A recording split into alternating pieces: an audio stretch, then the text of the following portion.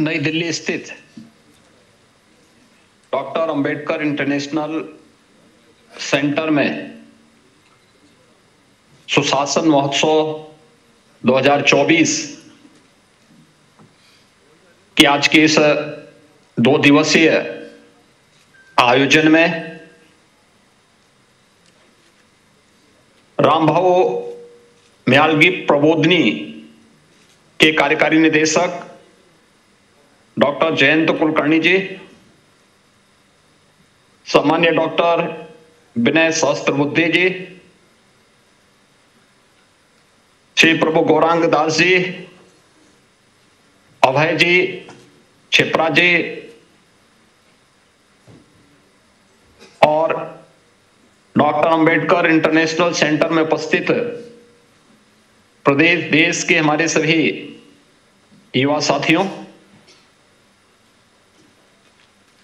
मैं सबसे पहले इस आयोजन के लिए रामभाऊ म्यालगी प्रबोधिनी को हृदय से धन्यवाद देता हूं। लगातार सुशासन के लक्ष्यों को प्राप्त करने की दिशा में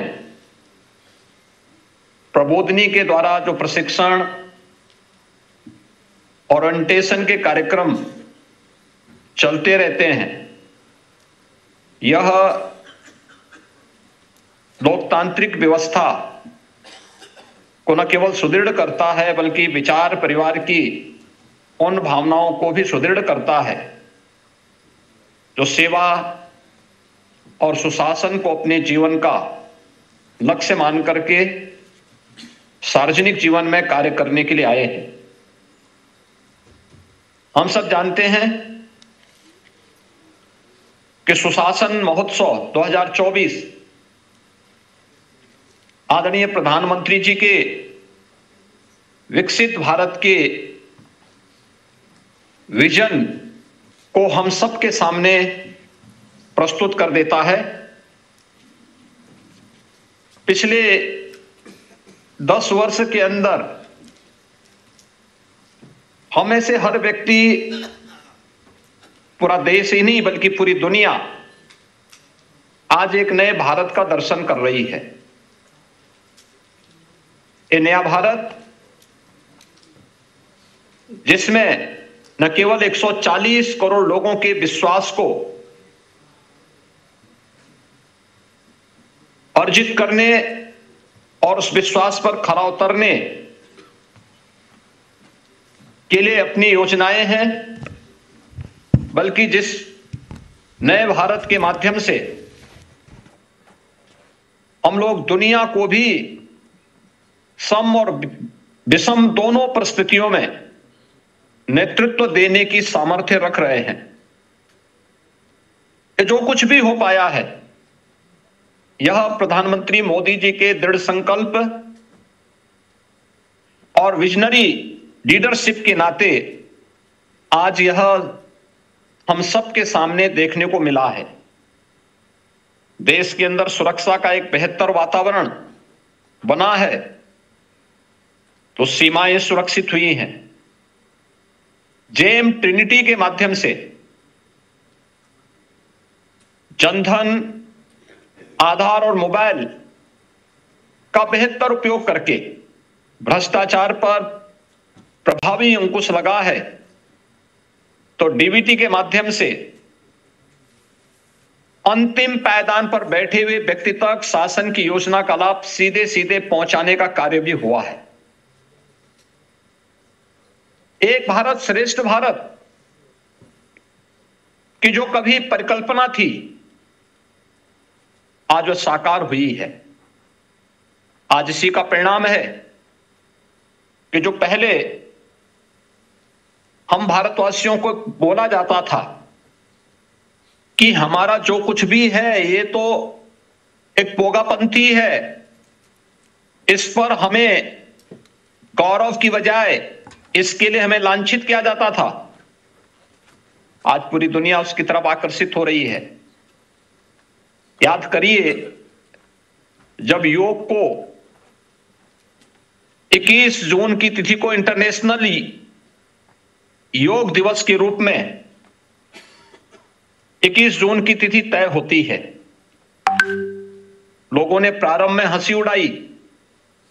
आज हम सब प्रफुल्लित होते हैं जब दुनिया के 193 देश भारत की ऋषि परंपरा के इस प्रसाद के साथ जुड़ करके न केवल शारीरिक रूप से बल्कि मानसिक रूप से भी इस पूरी परंपरा के प्रति कृतज्ञता ज्ञापित करते हैं। यह भारत की ऋषि परंपरा के प्रति कृतज्ञता है और यह संभव हो पाया मोदी जी के कारण। हजारों वर्षों से चली आ रही कुंभ की परंपरा को वैश्विक मान्यता मिलती है और यूनेस्को ने कुंभ को मानवता की अमूर्त सांस्कृतिक धरोहर के रूप में मान्यता दी। और कौन नहीं जानता है कि भारत वासी अपनी विरासत पर गौरव की अनुभूति कर सकें।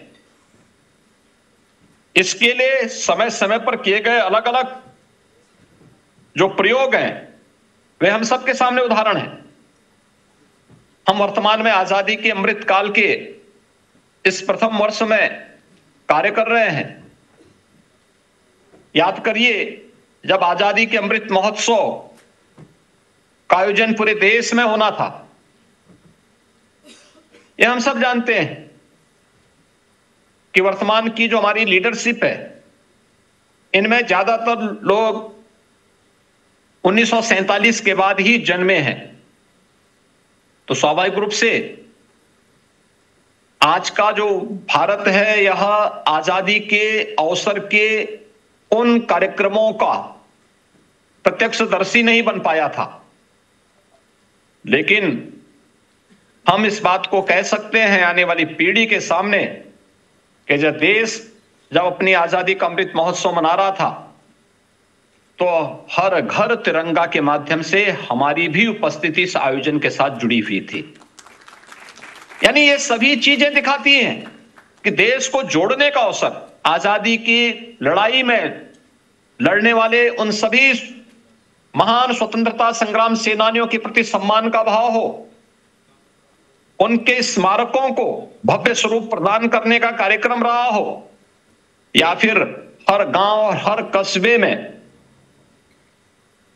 जहां कहीं भी आजादी से जुड़े हुए उन नायकों ने, महानायकों किसी भी प्रकार का योगदान किया है, उन्हें लिपिबद्ध करने का जो एक प्रोत्साहन उस कालखंड में मिला, वह एक धरोहर के रूप में आज भी हमारे पास संरक्षित है।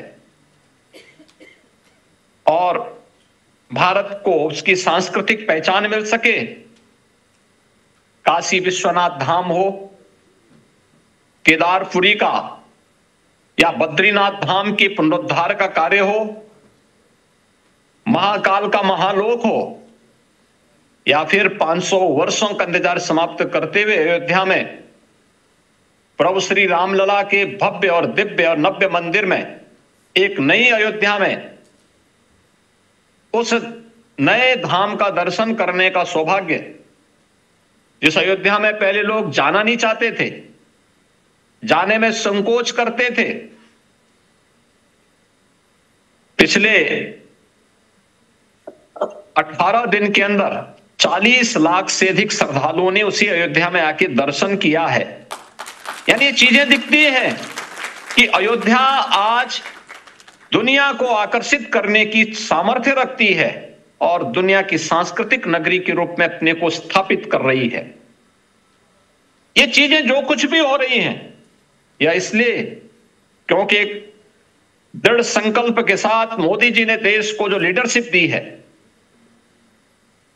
चाहे वह हमारे संकल्पों का वह भाग, जिसे 1952 में डॉक्टर श्यामा प्रसाद मुखर्जी जी ने दिया था, इस देश को एक स्लोगन दिया था, एक देश में 2 प्रधान, 2 विधान और 2 निशान नहीं चलेंगे। कश्मीर में धारा 370 समाप्त होनी थी, उसको समाप्त करने का काम भी किया। यह इसलिए क्योंकि देश हमारे लिए सर्वोपरि है और मोदी जी ने सदैव इस बात को कहा कि नेशन फर्स्ट यह हर भारतीय का संकल्प होना चाहिए और उस संकल्प के अनुरूप जब योजनाएं बनती हैं तो वास्तविक धरातल पर भी देखने को मिलती है। मैं पिछले लंबे समय से सार्वजनिक जीवन में कार्य करने का मुझे अवसर मिला और हम लोगों ने देखा है केवल योजना बनाना ही नहीं, योजनाओं के प्रभावी क्रियान्वयन का तरीका क्या होना चाहिए, इंफ्रास्ट्रक्चर का हो, वेलफेयर स्कीम का हो, हम लोगों ने पिछले 10 वर्षों के अंदर इस नए भारत के अंदर देखा है। बिना भेदभाव के भी पूरे देश को अपनी योजनाओं के साथ जोड़ा जा सकता है। इन योजनाओं का लाभ हर व्यक्ति तक पहुंचाया जा सकता है। कांस्टेंट मॉनिटरिंग के माध्यम से लोगों में न केवल ईज ऑफ लिविंग के लक्ष्य को प्रदान करने में, बल्कि उनके संतुष्टि के लेवल को बढ़ाने में भी प्रशासन बड़ी भूमिका का निर्वहन कर सकता है और टेक्नोलॉजी कैसे उसमें सहायक हो सकती है। यह पिछले 10 वर्ष के अंदर इस नए भारत के अंदर हम सब ने महसूस किया है और सचमुच कहा जा सकता है कि सेवा, सुशासन और लोक कल्याण जो प्रधानमंत्री मोदी जी का जिन पर फोकस रहा है, आज परिणाम है कि हमने विगत 6 वर्ष के अंदर 6 लाख से अधिक सरकारी नौकरी दी। कहीं कोई शिकायत की गुंजाइश नहीं। बिना भेदभाव के यूपी के हर नौजवान को जो भी इसमें अपने अनुसार जिस भी क्षमता के साथ वो आता था, उसके चयन की प्रक्रिया के साथ जुड़ा, उत्तर प्रदेश में उसका चयन हुआ। ये सभी 6 लाख नौजवान आज यूपी के विकास में अपना योगदान दे रहे हैं। उत्तर प्रदेश में अधिक रोजगार सृजन और नौकरियों की स्थापना के लिए हम लोगों ने नए प्रयास किए। परंपरागत उद्यम में क्या हो सकता है? अक्सर हम लोग मानते हैं कि बड़े औद्योगिक निवेश के लिए होना भी चाहिए और हमारी सरकार भी उसमें प्रयास कर रही है, लेकिन उसका आधार कहां पे है? अगर आपके पास एमएसएमई का क्लस्टर है तो यह एक बेस तैयार करता है किसी बड़े औद्योगिक निवेश के लिए। उत्तर प्रदेश इस मामले में सौभाग्यशाली था कि हमारे पास एमएसएमई के क्लस्टर मौजूद थे, लेकिन दशकों से उपेक्षित पड़े हुए थे। उनके पास न टेक्नोलॉजी थी, उनके पास न मार्केट थी, न उनके पास पैकेजिंग की व्यवस्था थी, न उनके पास किसी भी प्रकार की अन्य सुविधा नहीं थी। वे बंद के कगार पर थे। हम लोगों ने परंपरागत उद्यम को और एमएसएमई को बढ़ावा देने के लिए 1 डिस्ट्रिक्ट 1 प्रोडक्ट की योजना 2018 में प्रारंभ की और मुझे बताते हुए प्रसन्नता है कि आज उत्तर प्रदेश के सभी 75 जनपदों में अपनी यूनिक प्रोडक्ट के रूप में 1 डिस्ट्रिक्ट 1 प्रोडक्ट है। 1 डिस्ट्रिक्ट 1 प्रोडक्ट के माध्यम से आज हम उत्तर प्रदेश के अंदर 96 लाख एमएसएमई यूनिट को पुनर्जीवित करने में सफलता प्राप्त हुई है और अब हम लोगों ने न केवल एमएसएमई उद्यम को आगे बढ़ाने की कार्रवाई को आगे बढ़ाया है, बल्कि उत्तर प्रदेश में हम लोगों ने सीएम इंटर्नशिप स्कीम के अंतर्गत टेक्निकल इंस्टीट्यूशन में या हमारे किसी भी हायर एजुकेशन से जुड़े हुए किसी भी संस्थान में अध्ययन करने वाले छात्र को फाइनल ईयर में ही हमने सुविधा प्रदान की है कि अपना प्रोजेक्ट वर्क करते समय वह किसी इंडस्ट्री के साथ या किसी इंस्टीट्यूशन के साथ जुड़ता है तो हम सीएम इंटर्नशिप स्कीम के माध्यम से उसको आधा मानदेय गवर्नमेंट देगी, आधा वह इंस्टीट्यूशन या इंडस्ट्री उसको उपलब्ध करवाएगी। तो वह नौजवान अपने फाइनल ईयर में ही किसी न किसी रोजगार और किसी न किसी अन्य कार्य के साथ जुड़ करके आत्मनिर्भरता की ओर, स्वावलंबन की ओर अग्रसर हो सकता है। यह प्रक्रिया उत्तर प्रदेश में हम लोगों ने तेजी के साथ आगे बढ़ाई है। दूसरा, प्रदेश के अंदर निजी क्षेत्र में भी इंडस्ट्रियल पार्क का गठन हो सकता है। इसको भी प्रोत्साहित करने के लिए यूपी प्लेस पार्क की एक स्कीम उत्तर प्रदेश के अंदर हम लोगों ने लागू की है और अभी इस वर्ष के बजट में हम लोगों ने अपने नए उद्यमियों के लिए एक व्यवस्था प्रारंभ की है कि हम लोग 5 लाख रुपए तक का ऋण, ब्याज मुक्त ऋण उपलब्ध करवाने का कार्य करेंगे युवा उद्यमियों को जो एक निश्चित प्रशिक्षण के साथ प्रदेश के अंदर जुड़ते हैं और उनको हम इस कार्यक्रम के साथ जोड़ने जा रहे हैं। प्रतिवर्ष 1 लाख उद्यमियों को, युवा उद्यमियों को इसके साथ हम जोड़ने जा रहे हैं। यह एक नई स्कीम है। पहले चरण में हम 5 लाख रुपया देंगे और फिर दूसरे चरण में 7.5 लाख रुपए, तीसरे चरण में 10 लाख रुपए तक की सहायता राज्य सरकार के स्तर पर उन्हें उपलब्ध करवाने के एक बड़े कार्यक्रम को हम लेकर के आगे बढ़ाने जा रहे हैं। ये सभी कार्यक्रम उत्तर प्रदेश के अंदर आज एमएसएमई के माध्यम से, और एमएसएमई का लाभ, इसमें सरकार के द्वारा समय पे उठाए गए कदमों का परिणाम क्या था? जब कोरोना कालखंड में लॉकडाउन लगा तो लॉकडाउन के दौरान 40 लाख कामगार और श्रमिक यूपी के अंदर वापस आया था। चैलेंज था हमारे सामने, ये 40 लाख लोग कहां जाएंगे?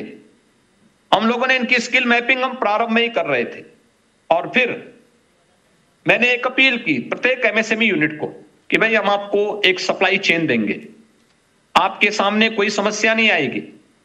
कोरोना से बचने के लिए भी हम सभी प्रकार के आपके लिए उपाय करेंगे, लेकिन मेरी आपसे अपील होगी कि 1 या 2 लोगों को, जो एक कामगार और श्रमिक आए हैं, इनको कार्य मिलना चाहिए। इनको अपने यहां लेकर के इनकी प्रतिभा का उपयोग करिए। और मुझे बताते हुए प्रसन्नता है कि अधिकतर कामगार और श्रमिक उत्तर प्रदेश के एमएसएमई यूनिट में ही उनका समायोजन हुआ। वे आज भी वहां सफलतापूर्वक कार्य कर रहे हैं।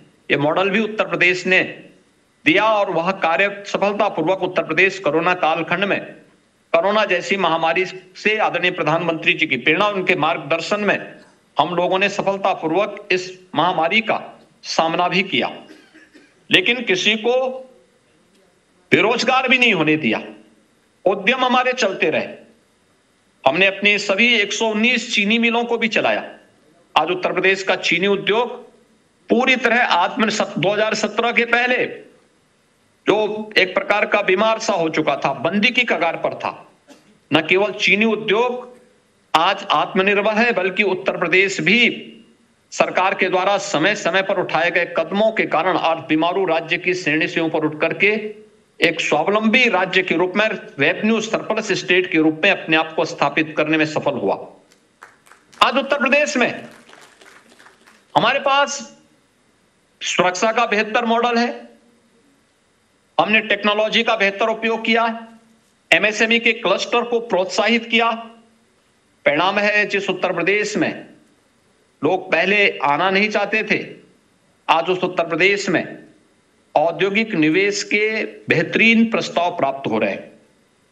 हम लोगों ने फरवरी 2023 में अपना प्रदेश का ग्लोबल इन्वेस्टर समिट आयोजित किया था और मुझे बताते हुए प्रसन्नता है, मुझे याद है 2018 में जब हम अपना इन्वेस्टर समिट आयोजित कर रहे थे, तब जब मैं अपनी टीम के साथ बैठा था तो मैंने उस समय उनसे पूछा था, अभी आपका लक्ष्य क्या है? तो 2018 में जो टीम यूपी की मुझे कहती थी कि साहब 20,000 करोड़ का निवेश आएगा। मैंने उस समय उनको शांत किया था, मैंने कहा 20,000 नहीं, हमारा लोअर जो टारगेट होगा वह 2 लाख करोड़ का कम होना चाहिए और फिर हम उसको आगे बढ़ाने का प्रयास करें। आज उसी उत्तर प्रदेश में जब 23 में हम इन्वेस्टर समिट करते हैं तो हमें 40 लाख करोड़ रुपए के निवेश के प्रस्ताव प्राप्त होते हैं और 40 लाख निवेश के प्रस्ताव, यानी आप सोच सकते हैं कि इससे हम 1,30 लाख से अधिक नौजवानों को सीधे सीधे उत्तर प्रदेश के अंदर नौकरी देने में सफल हो सकते हैं। और हमारे सारे कार्यक्रम उसी से आगे बढ़ने जा रहे हैं, जिनमें से पहले ग्राउंड ब्रेकिंग का कार्यक्रम 19 फरवरी को आदरणीय प्रधानमंत्री जी के कर कमलों से होने जा रहा है, जिसमें 10 लाख करोड़ रुपए से अधिक के निवेश के प्रस्तावों का भूमि पूजन का कार्यक्रम एक साथ उत्तर प्रदेश के अंदर होने जा रहा है। प्रदेश ने परंपरागत हस्तशिल्पी और कारीगरों की, जिनकी ताकत का एहसास लोग नहीं कर पाते थे, गांधी जी के ग्राम स्वराज की परिकल्पना को वे साकार करते थे, लेकिन उनको हम लोगों ने किन कारणों से उपेक्षित छोड़ दिया था। हमने 2019 में उनकी मैपिंग करवा ली थी, उनकी ट्रेनिंग, उन्हें टूल किट देने की व्यवस्था, और आज मुझे बताते हुए प्रसन्नता है कि लगभग 1 लाख जो परंपरागत हस्तशिल्पी और कारीगर थे, उनकी ट्रेनिंग के कार्यक्रम के साथ साथ उन्हें पीएम मुद्रा योजना के साथ साथ अन्य तमाम योजनाओं के साथ जोड़ने और उन्हें आत्मनिर्भरता के साथ आगे बढ़ाने का कार्य प्रदेश के अंदर किया गया। पीएम विश्वकर्मा की योजना, ये वही योजना है जिसमें हम अपने इन हस्तशिल्पी और कारीगरों को प्रोत्साहित करने का कार्य कर रहे हैं। आज परिणाम है, उत्तर प्रदेश में तेजी के साथ उत्तर प्रदेश के परंपरागत उद्यम को भी हमें प्रोत्साहित करने के साथ साथ उत्तर प्रदेश का एक्सपोर्ट बढ़ा है। तो पहले 80 से 86 हजार करोड़ तक मात्र था। 3 वर्ष के कोरोना कालखंड की अवधि को छोड़ दें तो भी उत्तर प्रदेश आज के दिन पर 2 लाख करोड़ रुपए से अधिक के अपने परंपरागत उद्यम में एमएसएमई यूनिट से जो भी प्रोडक्ट उनका आता है, इसको हम एक्सपोर्ट कर रहे हैं उत्तर प्रदेश से। यानी ये चीजें दिखाती हैं कि उत्तर प्रदेश में पोटेंशियल था, लेकिन उसका बेहतर उपयोग नहीं हो पा रहा था। तो उत्तर प्रदेश ने आज इस दिशा में कार्य भी प्रारंभ किया। इंफ्रास्ट्रक्चर, इकोनॉमी की यह बैकबोन होती है। हमारी सरकार जब आई थी, उत्तर प्रदेश के पास इंफ्रास्ट्रक्चर की स्थिति अत्यंत बदहाल थी। हमारे 75 जनपद हैं। 75 जनपदों में केवल हमारे 4 से 5 जनपद ऐसे थे जहां बिजली मिलती थी। बाकी अन्य सभी जनपदों में 5 से 6 घंटे तक बामुश्किल बिजली मिल पाती थी। आज मुझे प्रसन्नता है बताते हुए कि हमने विद्युत प्रोडक्शन भी किया है, उनके डिस्ट्रीब्यूशन को भी समान रूप से सभी 75 जनपदों में आज हम बिजली मार्च अप्रैल 2017 से ही प्रत्येक जनपद को हम बिजली उपलब्ध समान रूप से उपलब्ध करवा रहे हैं। और आज के दिन पर विद्युत की कमी उत्तर प्रदेश के अंदर नहीं है। हम चाहे वह घरेलू उपभोक्ता हो, चाहे वह कॉमर्शियल हो या इंडस्ट्री हो, इन सबको समान रूप से विद्युत की आपूर्ति कर रहे हैं और उत्तर प्रदेश इस दिशा में कार्य कर रहा है। इंफ्रास्ट्रक्चर में उत्तर प्रदेश की स्थिति हर व्यक्ति जानता था। लोग ये मानते थे कि जहां से सड़कें खराब हैं तो मान लो उत्तर प्रदेश की सीमा आ गई, लेकिन आज ऐसा नहीं है। इंटरस्टेट कनेक्टिविटी को 4 लेन के साथ हम जोड़ चुके हैं। उत्तर प्रदेश में देश के सर्वाधिक एक्सप्रेस हाईवे आज के दिन पर हैं। पूर्वांचल एक्सप्रेसवे हमारा क्रियाशील हो चुका है, जो प्रदेश की राजधानी को पूर्वी उत्तर प्रदेश के अंतिम छोर तक जोड़ता है। बुंदेलखंड एक्सप्रेसवे 2022 में आदरणीय प्रधानमंत्री जी के कर कमलों से अभी लोकार्पित हो चुका है, राष्ट्र को समर्पित किया जा चुका है, जो बुंदेलखंड के सभी जनपदों को जोड़ते हुए आगे बढ़ता है। प्रदेश के अंदर गोरखपुर लिंक एक्सप्रेसवे युद्ध स्तर पर कार्य चल रहा है। बलिया लिंक एक्सप्रेसवे पे कार्य चल रहा है। लखनऊ कानपुर एक्सप्रेसवे, इस पर युद्ध स्तर पर कार्य चल रहा है। गंगा एक्सप्रेसवे जो मेरठ को प्रयागराज से जोड़ता है, लगभग 600 किलोमीटर का यह एक्सप्रेसवे, यह प्रयागराज कुंभ 2025 के पहले पहले हमारा प्रयास है कि हम इसको राष्ट्र को समर्पित करवाएं, और इस पर भी युद्ध स्तर पर कार्य वर्तमान में चल रहा है। प्रदेश के अंदर 12 लेन का एक्सप्रेस हाईवे दिल्ली मेरठ को जोड़ चुका है। मेरठ की स्थिति इस एक्सप्रेस हाईवे के बनने के पूर्व मेरठ से दिल्ली की दूरी तय करने में 3-3.5 घंटे लगते थे। आज मात्र 45 मिनट में आप इस दूरी को तय कर सकते हैं।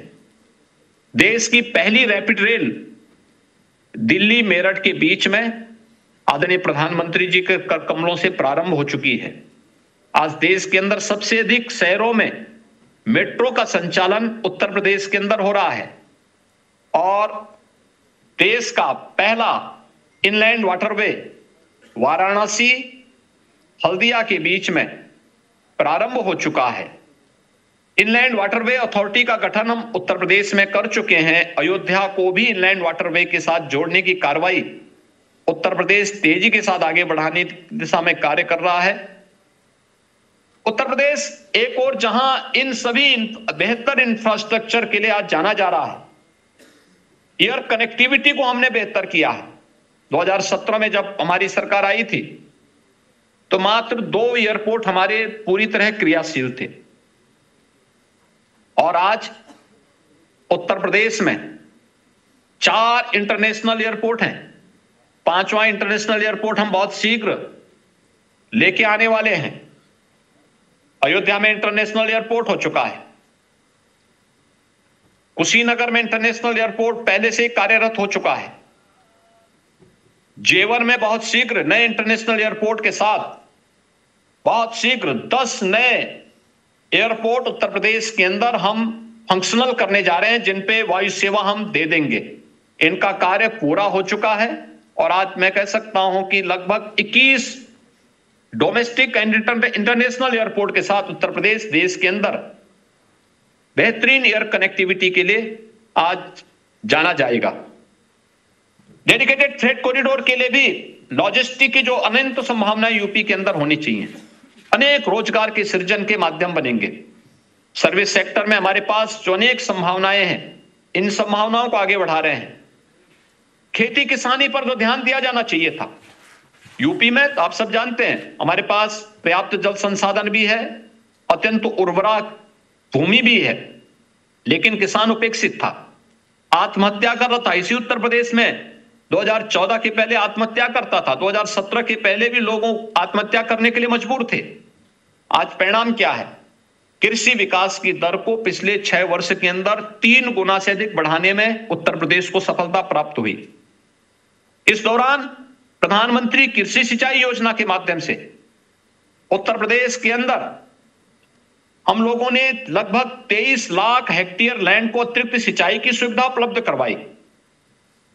किसान को टेक्नोलॉजी के साथ जोड़ने का प्रयास हुआ। नेचुरल फार्मिंग और ऑर्गेनिक फार्मिंग को बढ़ावा दिया। उनके सर्टिफिकेशन की कार्रवाई को तेजी के साथ आगे बढ़ाया। आज परिणाम हमारे सामने है। उत्तर प्रदेश के अंदर आप देखते होंगे, जिस उत्तर प्रदेश में किसान अपने गन्ने के खेत में आग लगाता था, मैं एक दिन गन्ना किसानों को हुए गन्ना मूल्य के भुगतान की ही मैं देख रहा था। मुझे बताते हुए आश्चर्य होगा कि 22 वर्ष में उत्तर प्रदेश के गन्ना किसानों को 2,03,000 करोड़ रुपए का भुगतान हुआ, और हमारी सरकार ने गत 6.5 वर्ष के अंदर गन्ना किसानों को 2,35,000 करोड़ रुपए का गन्ना मूल्य का भुगतान मात्र 6.5 वर्ष के अंदर किया। जो 22 वर्ष के अंदर जितना नहीं हो पाया था, उससे अधिक सरकार ने मात्र 7 वर्ष में गन्ना किसानों के अंदर प्रधानमंत्री मोदी जी के इस संकल्प को यह साकार करता है कि किसानों की आमदनी को दुगना करने के लक्ष्य को प्राप्त करने में कैसे राज्य सरकार सहायक हो सकती है। ये गन्ना किसानों के क्षेत्र में है। प्रोक्यूरमेंट की अपनी पॉलिसी लाई गई। प्रदेश के अंदर आज लागत का 1.5 गुना एमएसपी किसानों को प्राप्त हो रहा है। बेहतरीन सुविधा के साथ आज किसान आत्मनिर्भरता के लक्ष्य को प्राप्त कर रहा है। अनेक प्रकार से वह आगे बढ़ा है। प्रदेश हर एक क्षेत्र में आगे बढ़ा है, और आज मैं कह सकता हूं कि देश के अंदर प्रधानमंत्री मोदी जी के वेलफेयर स्कीम की उन सभी योजनाओं का लाभ, जिस उत्तर प्रदेश को कहा जाता था कि यह देश के अंदर इन योजनाओं को सफलता की नई ऊंचाई तक पहुंचाने में सबसे बड़ी बाधा है, आज मुझे बताते हुए प्रसन्नता है कि ओडीएफ के लक्ष्य को प्राप्त करने में जो टारगेट था, उससे 1 वर्ष पहले उत्तर प्रदेश ने उसे अचीव किया। ओडीएफ प्लस के लक्ष्य को यूपी ने अचीव किया। देश के अंदर प्रधानमंत्री आवास योजना में 55,83,000 आवास यहां के एक एक गरीब को उपलब्ध कराने में उत्तर प्रदेश ने सफलता प्राप्त की। अन्य तमाम योजनाओं का, आयुष्मान भारत की योजना हो या फिर अन्य योजनाओं का लाभ हर गरीब तक पहुंचाने के लिए, और उसी का परिणाम है कि एक गरीब को जब योजना का लाभ मिलता है तो उसका संतुष्टि का लेवल भी बढ़ता है, वो आत्मनिर्भर भी होता है। अनेक ऐसे उदाहरण हैं जब एक योजना पूरे परिवार की आत्मनिर्भरता का कारण बना, और इन आत्मनिर्भरता के उस लक्ष्य को प्राप्त करने में वह परिवार आज कैसे प्रफुल्लित होता है। तमाम लोगों के वोट बैंक पर भी इसका असर पड़ा है। लोगों को अब लगता है कि जो लोग वोट बैंक के लिए उन्हें अपनी ओर आकर्षित करते थे, जाति के नाम पर, क्षेत्र के नाम पर, भाषा के नाम पर, तमाम अन्य वादों के आधार पर, आज वे विफल हुए हैं और मोदी जी के मॉडल को देश ने सेवा, सुशासन और लोक कल्याण के इस मॉडल को स्वीकार करते हुए आज वह तेजी के साथ इसके साथ जुड़े हैं। मुझे प्रसन्नता है कि इस महत्वपूर्ण विषय को डिबेट का हिस्सा बनाने और मोदी जी के इस मॉडल को देश के अंदर लागू करने के लिए श्री रामभाव महल की प्रबोधिनी के द्वारा जो एक प्रयास प्रारंभ किया गया है, अत्यंत अभिनंदनीय है। और मेरी तो हार्दिक इच्छा थी, मैंने माननीय श्री विनय जी को भी इस बारे में अवगत कराया था। आज चूंकि हमारा बजट सेशन चल रहा है, तो बजट सत्र का अंतिम दिन होने के नाते मेरी उपस्थिति आज यहां पे आवश्यक थी, अन्यथा मेरी हार्दिक इच्छा थी कि मैं प्रत्यक्ष रूप से इस कार्यक्रम में भागीदार बनूं। मैं आभारी हूं कि आपने मुझे वर्चुअली अवसर प्रदान किया और मैं इन सभी युवाओं के सामने उत्तर प्रदेश की लघु झलक भी प्रस्तुत करने का मुझे अवसर प्राप्त हुआ है। मैं प्रबोधिनी का इस बात के लिए हृदय से धन्यवाद दूंगा और मैं इस बात को कह सकता हूं कि आदरणीय प्रधानमंत्री जी के विजन के अनुरूप नए भारत का नया उत्तर प्रदेश भारत के ग्रोथ इंजन के रूप में अपनी भूमिका का निर्वहन करने के लिए पूरी प्रतिबद्धता के साथ कार्य करेगा। इस पूरे आयोजन के प्रति मेरी मंगलमय शुभकामनाएं हैं। धन्यवाद। जय हिंद।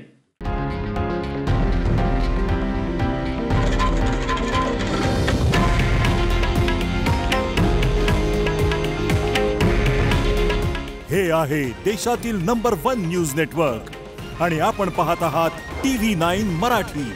काळजी तुमची, हित महाराष्ट्राचं।